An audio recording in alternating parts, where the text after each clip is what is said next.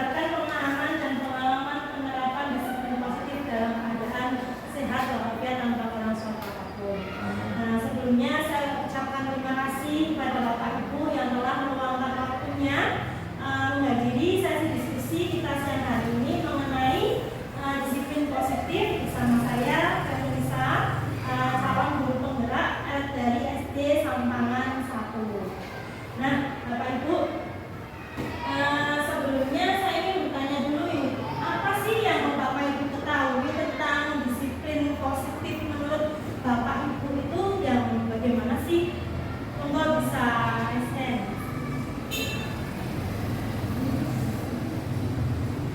Tidak apa-apa Bapak Ibu, sesuai tingkah laku yang baik, bisa tingkah laku yang baik. Mungkin dari Pak Tobi atau dari disiplin positif itu mungkin memberikan motivasi, kan itu positif ya, motivasi yang positif kepada peserta. Ya, memberikan motivasi positif kepada peserta. Jadi dia benar semua Bapak Ibu. Jadi disiplin positif itu suatu, kalau menurut saya suatu keyakinan dari diri kita untuk menjalankan tindakan yang sesuai dengan aturan. Nah, tentunya dalam diskusi pada siang hari ini nanti kita tidak hanya mendengarkan saya ceramah aja Bapak Ibu, tapi juga di sini kita diskusi, nanti kita saling sharing pengalaman kita mengenai penerapan disiplin positif di kelas masing-masing.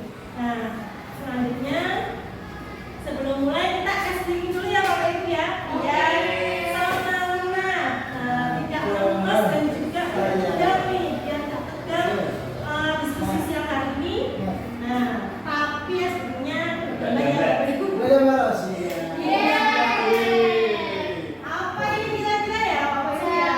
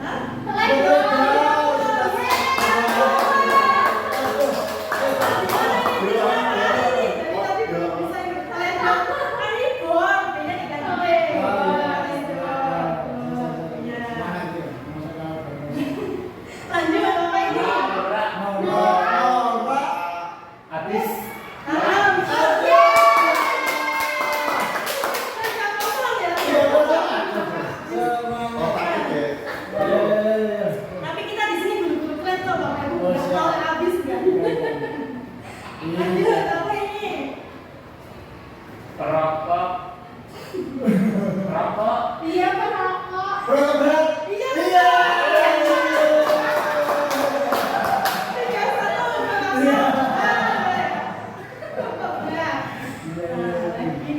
Oh, masih ada lagi Bapak Ibu.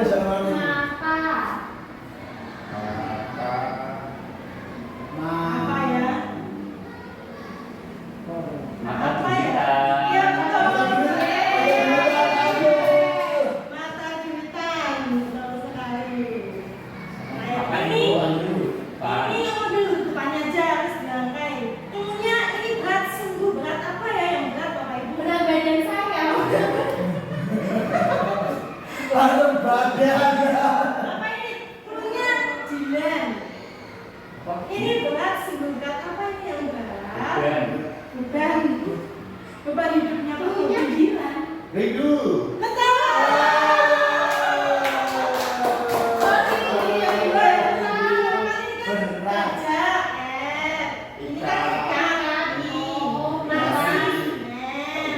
betul.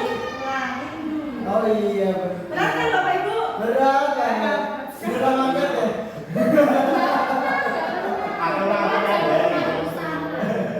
Nah, kita ya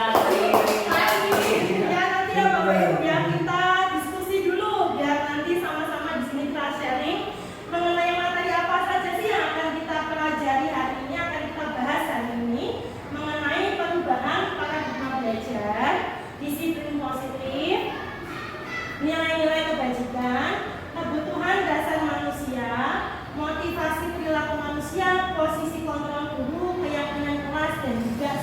juga restitusi. Nah, memang banyak sekali ya Bapak Ibu, tapi nanti kita sambil sharing insya Allah tidak akan terasa sampai 1 jam nanti ke depan. Nah, Bapak Ibu, mengenai pembelajaran dengan paradigma baru, pasti Bapak Ibu sudah nggak asing lagi kan dengan istilah pembelajaran yang berpusat pada guru atau teacher center dan pembelajaran yang berpusat pada siswa atau student center. Nah, pembelajaran yang Bapak Ibu lakukan selama ini itu menurut Bapak Ibu yang mana ini termasuknya? Mungkin dari siapa dulu mau menyampaikan? Kebanyakan itu dari Bapak Ali. gurunya yang sebagai pusat perhatian. Oh, Jadi dari teacher gurunya. center. Oh, masih banyak yang Masih bisa banyak sampai. yang- Lalu di kelas Pak Ali sendiri bagaimana penerapan pembelajarannya Pak? Tapi karena setelah bertemu kita ini Ya. berubah jadi murid yang sebagai pusatnya. Iya. Nah. Student center. Pak Budi bagaimana di kelas Pak Budi penerapan pembelajarannya sekarang ini? Sama sih sebenarnya. Sama, ya benar. Sudah pusat pada siswa ya Pak? Iya, sedikit banget ya. Ya. Bagaimana dengan Pak Tobi Pak? Sudah juga Bu, itu saya sering melakukan pembelajaran dengan pendekatan apa namanya itu yang standar itu biasanya itu pakai project. Project based learning. Iya. Ya. Nah itu malah justru bisa melakukan ya Pak. Kalau dengan project kan saya tahu ada yang suka kan. Nah bagaimana dengan bulan nanti ini? Ya saya juga sama kayak kalau di kelas itu berusaha untuk membangkitkan aktivitas yang pusat pada anak, jadi pembelajaran pusat pada anak, project juga jadi anak tadi semangat. Ya betul sekali. Berarti Bapak Ibu di sini sudah menerapkan pembelajaran dengan paradigma baru. Ya tepuk tangan dulu untuk kita semua. Nah saya sangat mengapresiasi apa yang sudah Bapak Ibu lakukan di kelas, mungkin dengan tadi menggunakan project untuk mengaktifkan siswa. Memang kan kadang anak-anak suka dengan kegiatan-kegiatan di mana anak itu gerak ya kan Bapak Ibu. Dan selain itu juga bisa kita menggunakan media-media ataupun menggunakan teknologi yang sekarang ini kan memang sudah zamannya ya. Nah, pembelajaran paradigma baru merupakan pembelajaran yang dirancang berdasarkan prinsip pembelajaran berdiferensiasi sehingga peserta didik belajar sesuai kebutuhannya berdasarkan tahap perkembangan sesuai teori psikologi modern untuk mewujudkan profil pelajar Pancasila. Jadi memang muatannya itu nanti di sini Bapak Ibu profil pelajar Pancasila. Kita harapkan nantinya anak-anak kita dalam belajar itu nggak hanya belajar tentang pengetahuan saja, tapi mengenai budi pekerti yang nantinya sesuai dengan nilai-nilai profil pelajar Pancasila. Tentunya dalam pembelajaran yang kita lakukan itu hendaknya kita memperhatikan kebutuhan murid selama belajar dengan menerapkan di situ pembelajaran berdiferensiasi. Apalagi kemarin dari salah satu dari kita kan ada yang menang juara video pembelajaran berdiferensiasi. Mungkin nanti Dara bisa sharing sama kita semua bagaimana sih penerapan pembelajaran berdiferensiasi yang baik dan benar itu seperti apa ya berarti ya Bu? Ya nanti bisa berbagi bersama kita semua. Nah suaranya itu ya profil pelajar Pancasila. Yang pertama profil pelajar Pancasila apa ya Pak Tobi? Beriman dan bertakwa kepada Tuhan Yang Maha Esa serta Allah mulia. Iya benar, beriman tetap bertakwa kepada Tuhan dan juga berakhlak mulia. Nah kita itu tentunya sangat mendambakan murid yang seperti itu ya Bapak Ibu. Apalagi zaman sekarang kadang itu kan anak-anak kayak seperti akhlaknya itu kurang, misalnya dalam sopan santun dengan Bapak Ibu gurunya, terus juga misalnya dengan guru yang tidak mengajar dia agak cuek itu kan hanya mau nyapa dengan guru yang mengajar dia aja, terus juga keimanan dia terhadap Tuhan, rasa percayanya terhadap Tuhan, terus juga ibadahnya. Nah itu mungkin kita bisa dalam pembelajaran menyelipkan nilai-nilai beriman dan bertakwa kepada Tuhan. Terus ada mandiri. Nah, untuk menciptakan murid yang mandiri itu murid yang seperti apa sih menurut Bapak Ibu? Yang tidak selalu bergantung pada Nah, yang tidak selalu bergantung pada gurunya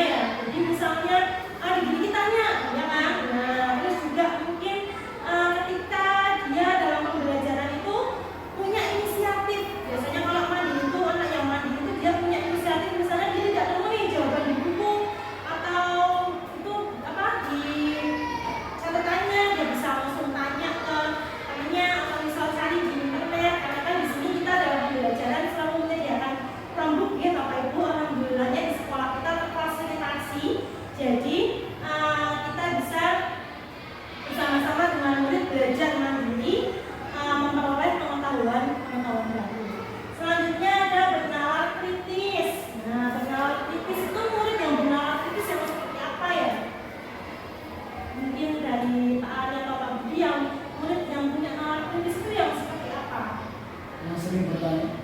Yang sering bertanya, oke, ya bisa. Tanya-tanya gimana? Nah, ya bertanya itu salah satu cara ya agar anak itu bisa mempunyai hal yang kritis ya. Saya setuju dengan ini ya. Terus kalau yang kreatif yang seperti apa Bapak Ibu? Kreatif itu mampu berkarya. Berkarya, berjiwa seni tinggi bisa berkarya menciptakan karya-karya baru atau misalnya dia dalam membuat karya itu bisa berkreasi, nah bisa ya Bapak Ibu ya. Bergotong royong, nilai bergotong royong itu dari siswa itu yang seperti apa yang kita harapkan Bapak Ibu? Yang tidak bersifat individual, mau bekerja sama. Ya mau bekerja sama, ketika kerja kelompok itu dia mau bekerja sama ya Bapak Ibu ya. Nah terus kebinekaan global itu yang bagaimana? Tidak membeda-bedakan temannya. Nah, toleransi tidak beda-bedain teman. Betul, betul sekali Bapak Ibu. Lanjut. Nah, ini dia miskonsepsi tentang teori kontrol. Teori kontrol itu miskonsepsinya apa aja? Fungsi guru mengontrol murid. Nah, karena kan misalnya ada anak melakukan kesalahan, kita kan kadang-kadang suka marahin anak, terus kan bilang, kamu besok jangan ulang lagi ya. Gitu kan. Kadang menurut kita anak itu kan sudah menurut nih sama kita, kayak dia tuh dengerin kita kan jadi jawab seneng nih anaknya udah berubah, padahal itu cuma ilusi Bapak Ibu. Iya, ilusi. Kadang kan karena dia tuh tidak punya motivasi dalam dirinya untuk berubah. Jadi ketika hanya di ngomongin sama guru besok jangan ulang lagi ya kamu. Nah, itu kadang anak cuma ya pas saat itu aja ya kan. Kadang esokan harinya, besoknya lagi dia ulang lagi hal yang sama, misalnya kesalahan yang sama dia ulang lagi. Kenapa bisa seperti itu? Karena anak-anak itu dia belum punya motivasi dalam dirinya untuk berubah seperti itu. Jadi guru hanya mungkin senang melihat pas saat itu toh. Gitu. Yang kedua itu sih bahwa semua penguatan positif efektif dan bermanfaat. Penguatan positif di sini mungkin bisa seperti pemberian reward, bisa pemberian pujian ya Bapak Ibu. Nah, anak-anak yang diberi reward dengan pujian atau mungkin pemberian hadiah itu biasanya anak itu akan termotivasi atau berubah itu pada saat itu toh, ya kan? Ketika guru esoknya pembelajarannya tidak menggunakan reward, nah anak-anak mungkin mengikuti pembelajarannya seperti biasa aja, nggak ada bentuknya gitu kan.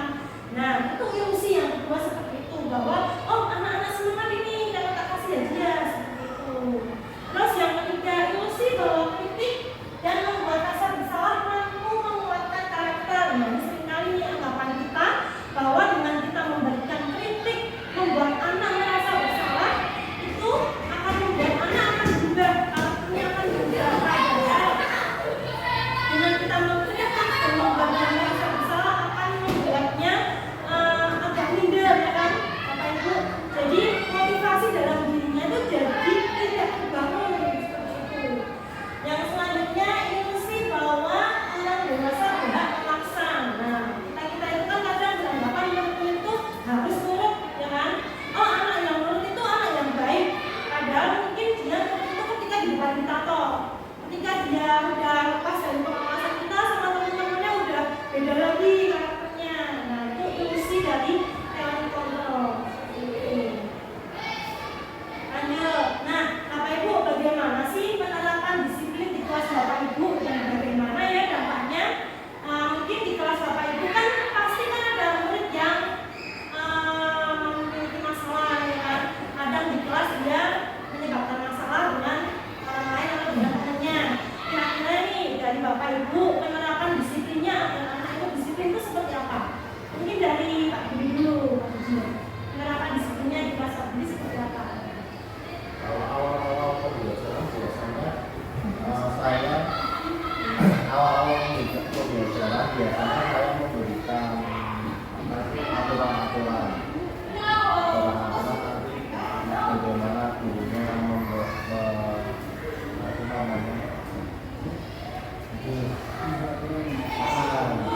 memberikan dukungan yang sesuai dengan aturan yang sudah disepakati bersama. Biasanya seperti itu. Ya berarti pertama ketika awal masuk itu memberikan aturan dulu ya Pak. Ya, Dengan yang belajar itu boleh dilakukan, yang tidak boleh Yang dilakukan. boleh sama yang tidak boleh dilakukan. Mungkin dari Pak Ani. Kalau saya sih lebih aturan itu dari siswanya. Dari siswa itu mau kelasnya seperti apa.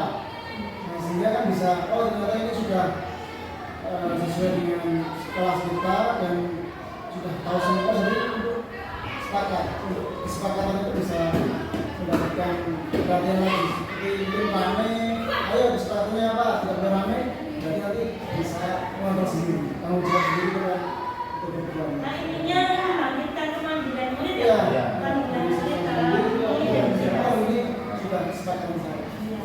Lanjut, Pak Tobi, penerapan di kelas ketika Pak Tobi mengajar agama. Pak Tobi kan di Bapak bisa ya Pak. Kira-kira penerapan disiplin di kelas Bapak itu seperti apa Pak? Dari di awal semester biasanya kita menggunakan kesepakatan bersama Ya. yang harus kita sepakati dan kita laksanakan. Itu diharapkan murid itu punya motivasi dari dalam dirinya untuk mengikuti pelajaran yang sesuai. Iya. Nanti bagaimana Sama seperti bapak ibu guru yang lain, di kelas saya juga ada yang namanya keyakinan kelas yang itu bersumber dari anak-anak sendiri. Jadi apa yang mereka usulkan itu yang jadi peraturan yang kemungkinan lebih bermakna untuk mereka daripada kita yang memberikan kesepakatan. Iya, benar. Berarti Bapak Ibu dari awal pembelajaran sudah menentukan ya Pak Ibu, membuat kesepakatan dengan murid mengenai nilai-nilai apa yang nantinya akan diterapkan selama pembelajaran di kelas. Nah, kira-kira dampaknya apa ya Bapak Ibu? Dampak dari peraturan kelas yang telah Bapak Ibu lakukan di kelas masing-masing. Mungkin salah satu Pak.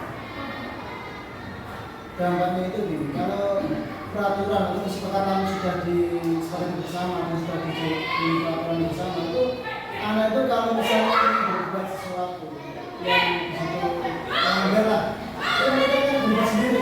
Oh ya, kita tuh sudah sepakat harus bisa kelasnya, harus menunggu temannya, itu nanti akan bisa sendiri, akan tahu sendiri ini adalah perbuatan yang tidak baik, sehingga akan berubah sendiri. Tentunya kalau untuk anak SD seperti Kalau zaman ini sudah berubah. kita tentunya harus selalu membimbing anak ya, dan untuk mengingat kesepakatan kelas apa saja yang telah kita tentukan. Kadang anak kalau misal kita sepakatan bersama misal satu kali, itu kan kadang besoknya udah lupa. Nah itu kita sebagai guru harus selalu tiap hari mengerti kesepakatan apa saja sih yang kita sepakati di awal pembelajaran. Ada juga namanya mengingatkan Saling mengingatkan ya benar. apa yang dilaksanakan di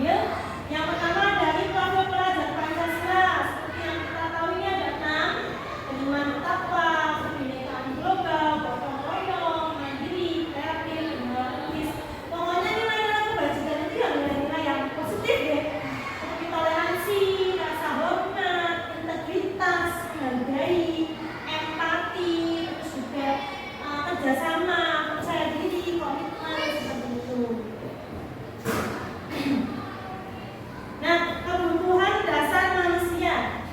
Kebutuhan dasar manusia adalah segala sesuatu yang kita lakukan untuk mendapatkan apa yang kita inginkan. Seluruh tindakan yang kita lakukan memiliki tujuan tertentu dan semua usaha terbaik yang kita lakukan adalah dalam rangka agar kebutuhan dasar kita terpenuhi dengan baik. Sebagai manusia, kita pasti punya kebutuhan, ya kan Bapak Ibu? Termasuk anak didik kita. Anak didik kita itu dia itu kadang melakukan hal-hal yang menyimpang dari aturan. Itu tujuannya kadang untuk memenuhi kebutuhan yang tidak mereka dapatkan selama mereka belajar. Nah, kebutuhan apa saja sih yang termasuk kebutuhan dasar manusia? Ini ada kebutuhan bertahan hidup, Bapak Ibu. Kebutuhan bertahan hidup itu ada kebutuhan makan makanan, tempat tinggal, keamanan, kesehatan atau biasa kita sebut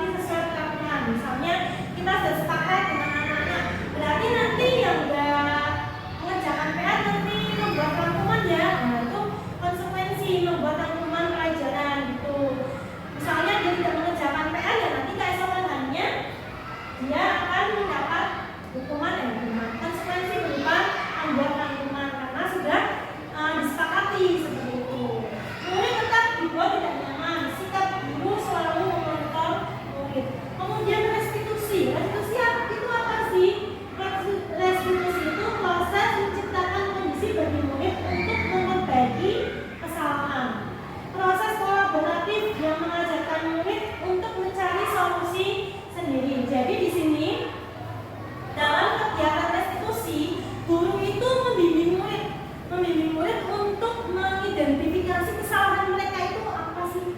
Kemudian hal-hal yang mereka lakukan itu menyimpang atau tidak. Dan kemudian solusi yang mereka tawarkan itu apa. Jadi mereka itu secara mandiri sesuai dengan bimbingan guru tentunya menawarkan apa sih solusi yang mereka harapkan kalau misalnya permasalahan yang mereka lakukan itu menyebabkan masalah bagi teman atau misalnya lingkungan. Nah, guru di sini dalam kegiatan dalam penerapan disiplin positif itu memiliki 5 posisi kontrol. Yang pertama penghukum, yang kedua guru yang suka membuat merasa bersalah, yang ketiga guru yang menempatkan dirinya sebagai teman, selanjutnya guru yang bersikap sebagai pemantau, yang terakhir guru sebagai manajer. Nah, bedanya apa sih kelima posisi kontrol ini?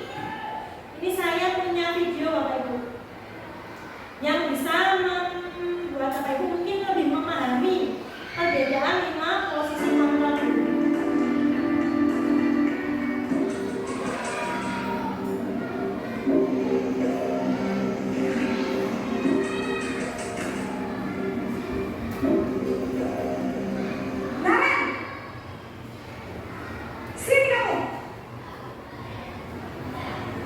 Selamat pagi Bu. Selalu terlambat. Kamu deh, pasti terlambat. Maaf Bu, saya Apa? Apa coba? Alasan kamu apa lagi? Kapan sih kamu tidak terlambat? Malas sekali ya kamu jadi anak. saya Dasar pemalas. Gak kapok-kapok sih kamu. Sudah berapa kali terlambat? Sana, kamu keliling lapangan basket 2 kali. kenapa saya harus beli lapangan basket Bu? Kenapa? Kamu tolak ibu. Berani-beraninya jawab. Sudah terlambat, masih berani jawab pula. Sekarang, keliling lapangan basket 5 kali sekalian. Biar kapok. Cepat. Pergi sana ke lapangan basket.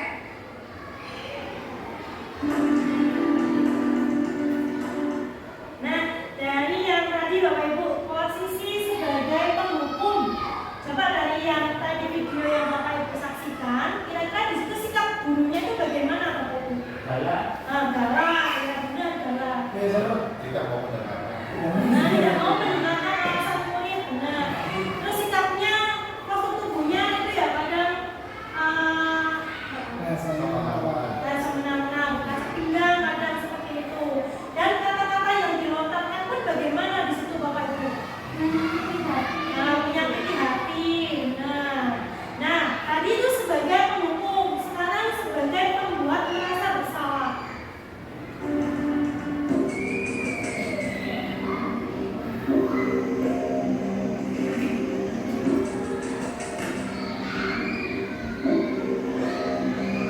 Naren!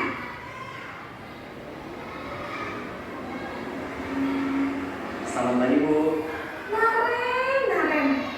Kamu kenapa terlambat lagi, nak? Ya Tuhan, Naren. Kamu senang ya bikin ibu susah ya? Kalau kamu terlambat lagi, nanti ibu yang ditegur bapak kepala sekolah, nak.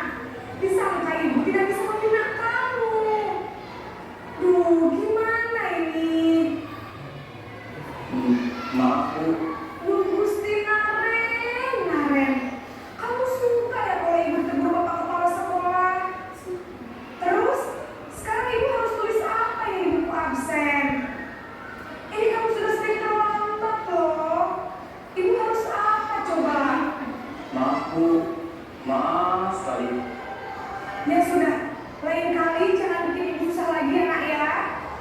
Ibu tidak akan kuat lagi kalau kamu begini terus. Bisa jantungan kalau ibu tegur bapak kepala sekolah. Sana cepat, kelas. Maaf ya Bu, maaf sekali. Posisi pembuat rasa. Nah, biasanya posisi pembuat rasa bersalah itu, gurunya itu biasanya suaranya lembut ya Bapak Ibu. Seperti tadi kata-kata yang dilontarkan itu kan kayak misalnya kamu, menyebutkan anak, kamu suka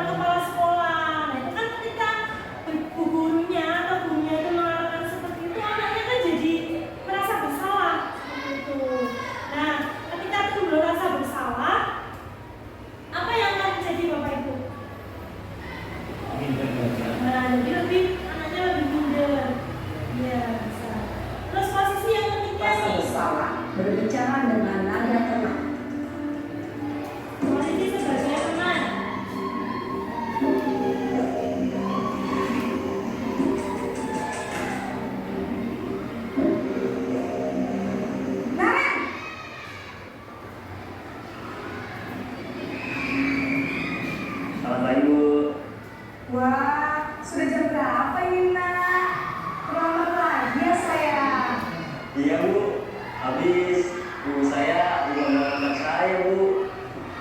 Kamu malah menyalahkan ibu kamu.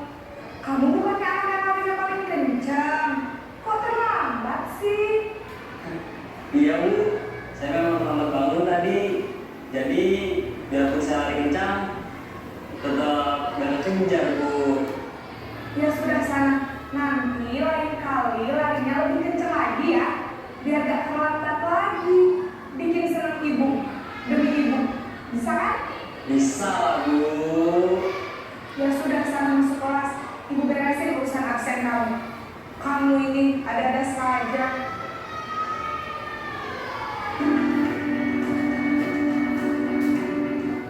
Nah, Bapak Ibu tadi posisi sebagai teman.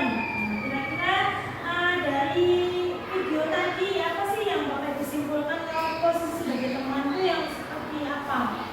Ya lebih santai Lebih tapi santai. anaknya juga kayak nggak punya rasa. Anaknya jadi tidak punya rasa bersalah karena kan mengandalkan gurunya ya. Jadi karena posisi sebagai teman ini kan kadang kita itu kan sebagai guru SD ya melakukan pendekatan dengan anak kan dengan memposisikan diri kita sebagai teman biar anak itu kan merasa nyaman dengan kita. Tapi tentunya kita harus memberikan batasan-batasan Bapak Ibu karena posisi sebagai teman ini punya kelemahan. Anak jadi lebih mengandalkan kita, ya kan? Kalau misalnya maunya cuma disuruh sama guru itu aja yang dia akrab, sama guru yang lain dia nggak mau. Lebih mengandalkan sih sebenarnya Bapak Ibu.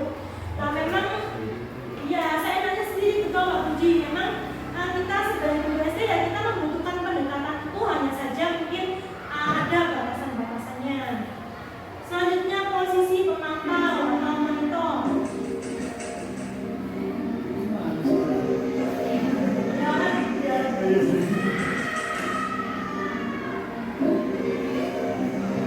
Naren,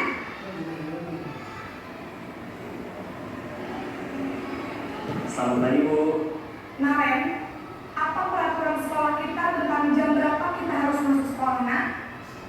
Kita harus di sekolah jam 7 Bu. Iya betul, sekarang sudah jam 7.20. Naren sudah tahu konsekuensinya jika terlambat hadir. Paham Bu, saya harus tinggal kelas pas jam istirahat selama 20 menit. Ya benar, konsekuensinya demikian. Jadi nanti jam 9.30 pas istirahat, kamu harus tinggal di kelas, kerjakan tugas tambahan untuk ketinggalan kamu, ya? Baik Bu.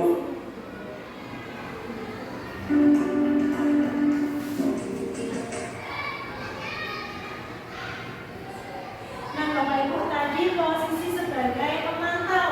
Nah biasanya kalau posisi guru sebagai pemantau, dia itu akan lebih memperhatikan data-data atau melakukan kayak pengukuran dulu atau pengamatan dulu terhadap anaknya. Misalnya dari track recordnya sebelum-sebelumnya, misalnya dia kok sering terlambat. Nah itu biasanya kalau para pemantau ini, guru sebagai pemantau akan melihat lebih dulu data-data.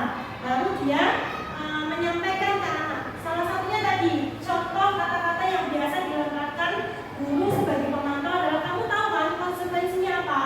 Dan biasanya kata-katanya pun ada yang keras ya Bapak Ibu, ada yang tegas, benar Pak Budi, lebih tegas seperti itu. Nah terus selanjutnya posisi sebagai manajer.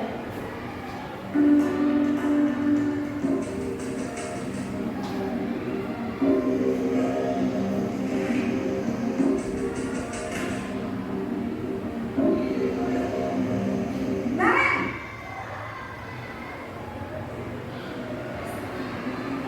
Selamat pagi Bu. selamat pagi Naren. Maaf Bu, saya terlambat. Iya, sekolah masuknya jam 7, sekarang sudah jam 7.20. Jadi sekarang bagaimana ini Naren? Maaf Bu, saya lupa alarm saya semalam. Baiklah, menurut kamu, keyakinan sekolah yang mana yang perlu kamu tingkatkan? Menghargai diri sendiri dan orang lain mungkin ya Bu. Setuju. Jadi, apakah Naren meyakini prinsip saling menghormati tersebut?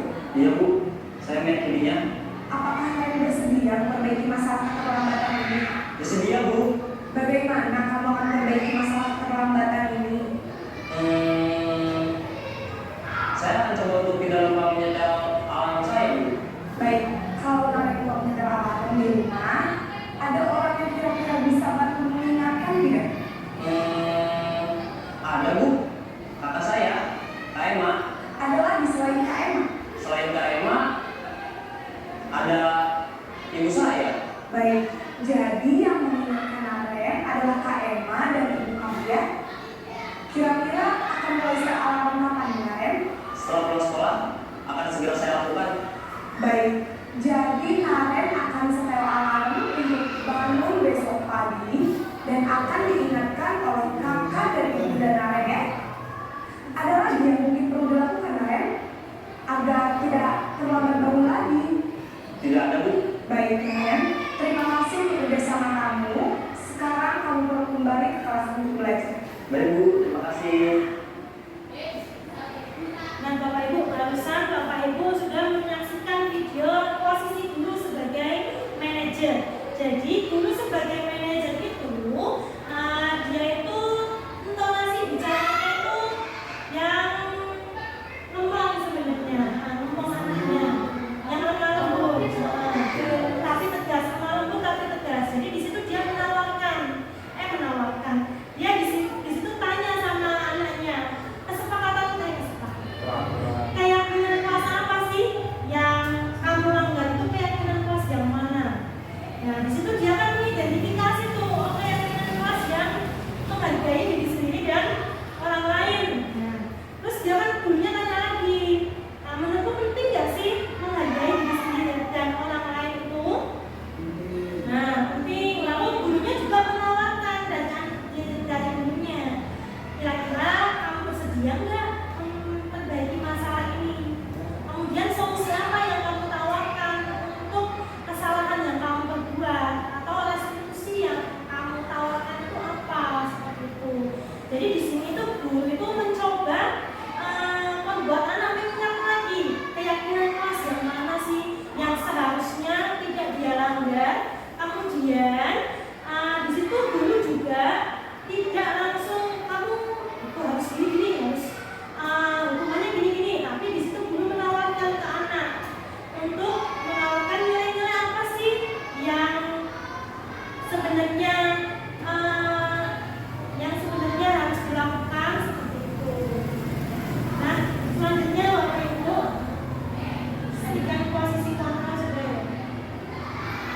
Nah, menurut Bapak Ibu nih, posisi kontrol apakah aku? Saya kecewa sekali dengan kamu.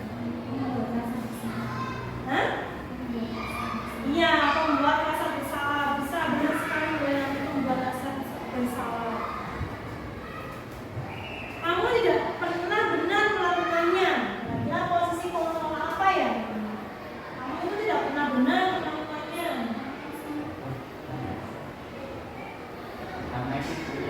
Hukuman Pak? Apa hukum? Ya, hukum. Terus selanjutnya, apa rencanamu untuk menyelesaikan masalah ini?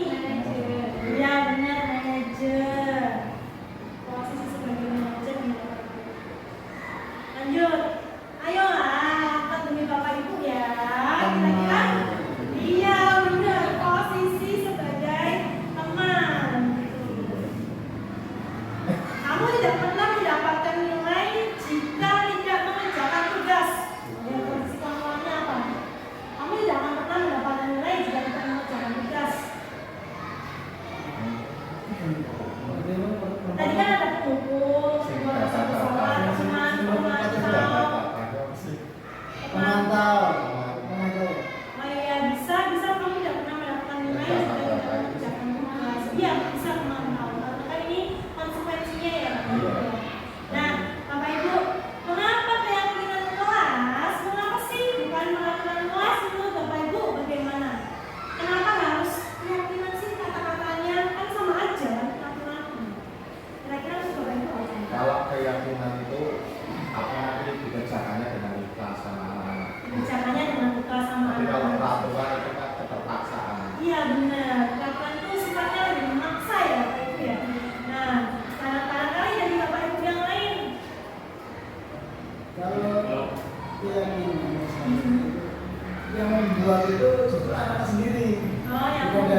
gurunya. Jadi kan harus pun kita gurunya kita. Ya, kesepakatan guru, ya, kesepakatan anak-anak, ya, kesepakatan anak-anak. Dari Pak Tobi, barangkali Pak Tobi keyakinan. Oh iya, berarti saya akhir. Oh sama ya, iya. Jadi keyakinan itu memang kesepakatan dari anak-anak. Jadi pertama untuk mendapat bedanya keyakinan kelas dengan peraturan kelas. Kita tidak peraturan itu kan sifatnya kayak maksa ya. Misalnya melanggar ya, ini hukumannya ini seperti itu. Tapi kayak kalau keyakinan kelas itu adalah nilai-nilai kebajikan yang disepakati secara bersama-sama antara murid dengan guru. Jadi kita di sini sama-sama sepakat nilai-nilai apa aja sih yang ingin kita angkat di sini. Misalnya nilai saling menghormati, berarti kesepakatan kelasnya saling menghormati antar anggota kelas misalnya seperti itu. Nah lanjut, pembentukan keyakinan kelas bersifat abstrak berupa pernyataan universal. Jadi kalau misalnya peraturan kelas kan misalnya jangan buang sampah sembarangan misalnya gitu kan. Tapi kalau keyakinan kelas itu lebih bersifat universal kata-katanya. Misal bagaimana? Jagalah kebersihan. Nah, jagalah kebersihan. Kata-kata yang universal Jangan. seperti itu. Ya, jadi untuk membentuk keyakinan kelas jangan ada kata jangan atau tidak boleh misalnya itu nggak bisa ya Bapak Ibu. Harus kata-katanya positif yang berisi nilai-nilai kebajikan universal. Sedikit saja baru mudah diingat. Jadi nggak usah panjang-panjang Bapak Ibu kalau buat keyakinan kelas, kata-katanya dikit aja. Sesuai dengan kondisi kelas dan sekolah sehingga mudah diterapkan. Nah, tentunya untuk membuat keyakinan kelas ya kita angkat misalkan hal-hal yang sering kita lakukan atau biasanya sering banget menjadi kebiasaan atau budaya kita selama belajar seperti itu. Semua warga sekolah atau warga kelas dilibatkan saat membuat keyakinan kelas. Jadi di sini keyakinan kelas itu ya bukan cuma buat anaknya aja ya. Kita sebagai guru juga harus memberikan teladan Bapak Ibu agar anak-anak itu meneladani atau mencontoh nilai-nilai baik yang bisa yang ingin kita anak-anak itu punya seperti itu. Nah, dalam pembentukan keyakinan kelas tentunya nanti kita itu mengarahkan anak-anak. Karena kan nggak bisa kan anak-anak bisa membuat kata-kata positif sendiri seperti itu kan Bapak Ibu. Tentunya kita dari peraturan kelas dulu. Misalnya seperti tadi tidak membuang sampah di laci. Nah, itu kan nilai peraturannya. Kemudian kita dari peraturan itu kita ubah menjadi kalimat yang positif. Misalnya buanglah sampah di tempatnya. Itu seperti itu ubah ke kalimat yang positif. Kemudian kita cari nilainya di situ. Nilai apa sih? Dari tidak boleh buang sampah sembarangan itu nilai kebersihan. Nah, jadi kalau udah tahu nilainya kebersihan, kalimat keyakinan kelas ini jadi seperti apa Bapak Ibu? Jagalah kebersihan kelas. Seperti itu ya Bapak Ibu ya. Untuk membuat keyakinan kelas itu tidak serta-merta kita langsung nulis keyakinan kelas ini ya anak-anak ya.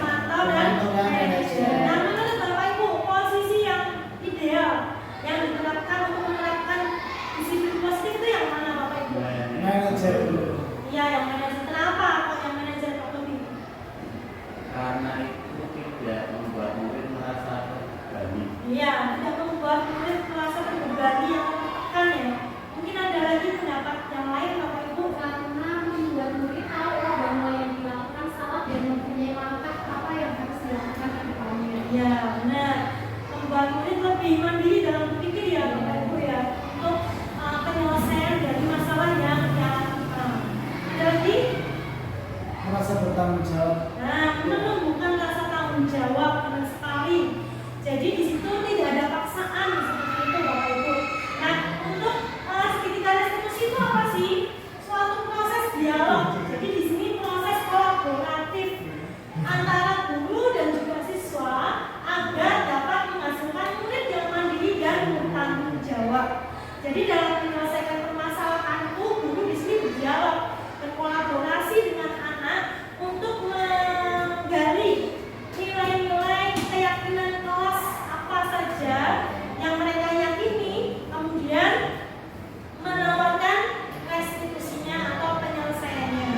Nah, dalam segitiga restitusi itu kita gunakan untuk menyelesaikan masalah. Yang pertama adalah tahap menstabilkan identitas. Yang kedua, validasi tindakan yang salah. Yang ketiga, menanyakan keyakinan. Menstabilkan identitas itu yang seperti apa ya Bapak Ibu? Yang menstabilkan identitas itu kita sebagai guru itu menggeser dari hal-hal yang negatif ke yang positif seperti itu. Misalnya berbuat sesuatu wajar kok, biar anak itu kan merasa oh kita sebagai anak itu membuat kesalahan itu hal yang wajar karena sebagai manusia kan tempatnya salah ya Bapak Ibu ya. Jadi anak itu harus belajar dari kesalahan agar nantinya tidak diulangi lagi seperti itu. Menggeser apa ya? Pola pikir. Pola pikir atau paradigma negatif ke positif. Jadi kita di situ tidak boleh mengkritik anak-anak seperti itu Bapak Ibu. Kalau anak-anak dikritik, disalah-salahkan itu pasti mereka langsung down, langsung apa? Jadi rendah diri.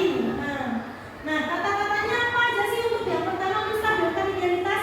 Tidak ada manusia yang sempurna kok, misalnya. Dulu Bapak Ibu juga seperti itu misalnya gitu.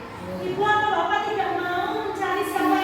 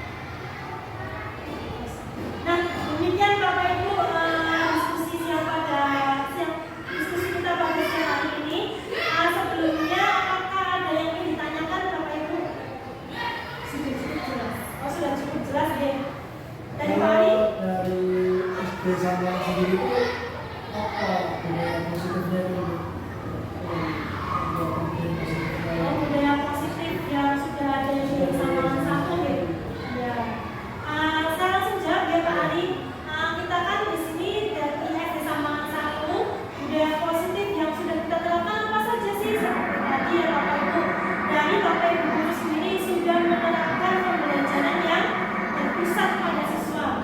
Kita setiap pagi melakukan pembiasaan pagi tujuannya untuk apa Bapak Ibu? Tentunya menanamkan nilai profil kelas Pancasila yang nomor 1 adalah beriman dan bertakwa kepada Tuhan Yang Maha Esa dan menciptakan generasi yang berakhlak dan mulia seperti itu.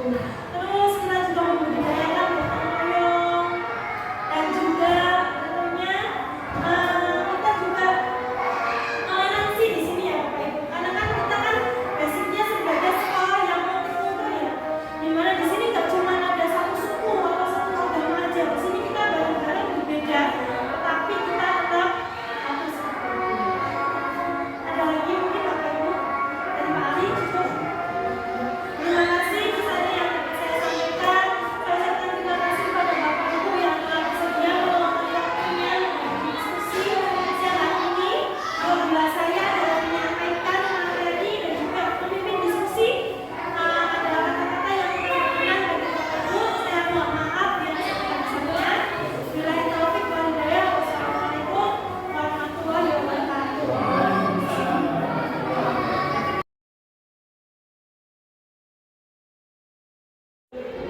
Selamat pagi, Nana. Bisa kita tanya sebentar ya. Tadi bisa dapat laporan dari pengurus kelasmu. Katanya kamu habis berantem ya sama Sultan. Iya Bu, habis kesel sih. Kesal kenapa? Gara-gara Sultan selalu menceritakan pekerjaan saya. Kerjanya PR, tugasnya contek. Ya wajar kamu kesal dan marah. Bisa pun kalau ada di posisimu pasti melakukan hal yang sama. Apa yang kamu lakukan terhadap Sultan? Saya nggak mau karena saya tidak cerita. Sama-sama saya mengerjakan ujian. Oh seperti itu. Kamu pasti berbuat seperti itu ada alasannya kan? Iya, tapi masa saya cuma diam saja. Saya kan siapa yang menjaga soal tersebut. Maka saya cuma menghadap, tidak bisa sendiri. Wajar Ivana marah dan juga kesal, apalagi hasil kerja keras kamu hanya dicontek sama Sultan. Tapi ibu menghargai tindakanmu yang tidak lebih buruk dari itu, memukul misalnya. Nah Ivana, mari kita pikirkan bersama-sama. Kira-kira tindakanmu yang marah-marah terus membongkar meja tadi, apa sudah sesuai dengan keyakinan kelas kita? Menurutmu keyakinan kelas apa yang tidak sesuai dengan yang kamu lakukan tadi? Baik. Menurutmu saling menghormati antara sesama teman itu penting tidak? Baik, penting ya? Kalau penting, menurutmu keyakinan kelas apa yang akan kamu lakukan kalau misalnya kamu sedang dalam keadaan marah? Iya, Ivana harus lebih bersabar. Apa Ivana bersedia menyelesaikan masalah ini? Apa yang akan Ivana lakukan untuk menyelesaikan masalah ini? Saya akan lebih sabar karena anak saya. Jika ada lagi, saya akan melaporkannya kepada komisi. Iya, tepat sekali Ivana. Ivana tetap semangat ya. Jangan lupa nanti di kelas tetap harus bisa bersabar dengan teman-teman. Kalau ada masalah bisa dilaporkan sama saya. Silakan kembali ke kelas. Terima kasih ya Ivana. Sama-sama. Selamat pagi, saya Ivana dari kelas 5B. Saya senang sekali diajak diskusi oleh pemirsa untuk mengendalikan amarah saya atas perilaku teman sekolah saya. Saya akan lebih bersabar dan menghormati sesama teman saya. Terima kasih.